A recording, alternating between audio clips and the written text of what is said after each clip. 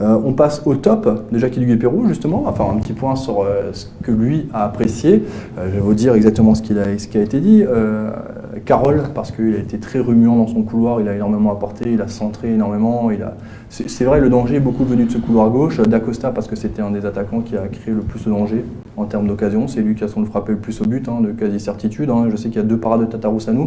Et Ludovic Ajorc, parce que pendant 50-60 minutes, c'est lui qui a tout raflé de la tête. Et il a pris tous les ballons, et derrière il s'est un petit peu éteint malheureusement.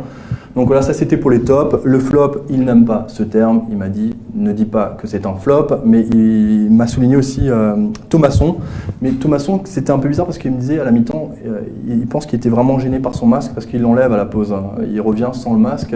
Il y avait Dimitri Liénard et puis Martinez qui était un peu en deçà de leur coéquipier. Vous êtes plutôt d'accord avec l'avis de Jackie Duguay-Pérou? Oui, assez. Après, ça se travaille par paire.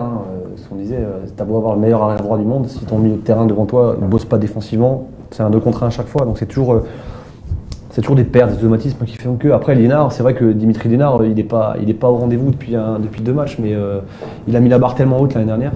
Peut-être pas loin du sur-régime, je ne sais pas comment il était. Et je pense qu'il est surtout fatigué. La preuve d'une blessure, il va revenir. Moi, je mets une grosse pièce sur lui. On a une grosse prépa aussi, on a une très grosse préparation. Moi, je pense qu'il va revenir à son niveau, mais il faut être patient. Il faut laisser passer 2-3 matchs, mais il va revenir. C'est une évidence pour moi.